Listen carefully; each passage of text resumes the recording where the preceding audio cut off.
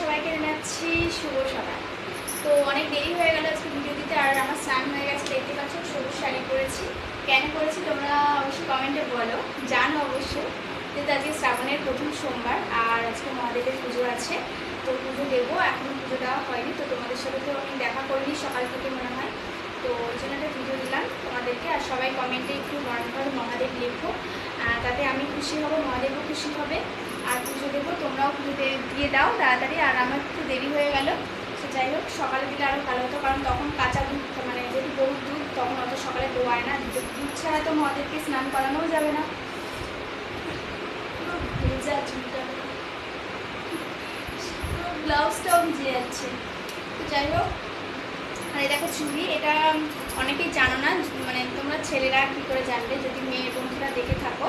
তো এই চুড়ি পরে কখনো পুজো দেবে না, কারণ এটা আমাদের ধর্মে, বুঝতেই পারছো আমি কী বলছি, কারণ ধর্মকে আমি ছোটো করছি না। তো এই চুড়ি পরে পুজোটা দেবে না, ঠিক আছে? যদি কাচের চুড়ি ছাড়া অন্য সবুজ চুড়ি থাকে, মানে কাচের ছাড়া, ঠিক আছে, তাহলে পুজো দিতে পারো। আর যদি কাচের পরে থাকো সেটা খুলে এমনি পুজো দেবে, ঠিক আছে? আবার পুজো দেওয়া হয়ে গেলে আবার করে নেবে। তো আমি এটা খুলে দেবো। তো বুঝতে পেরেছো আমি কেন বলছি। তো এই চুড়ি পরে আমাদের সনাতন ধর্মকে অপমান করা হবে, তাই জন্য মানে ঠাকুর রাগ করেন এতে, ঠিক আছে? ঠাকুর খুশি হন না এই চুড়ি পরে, কাচের চুড়ি পরে। অন্য তুমি সবুজ চুড়ি করো, কোনো ব্যাপার না।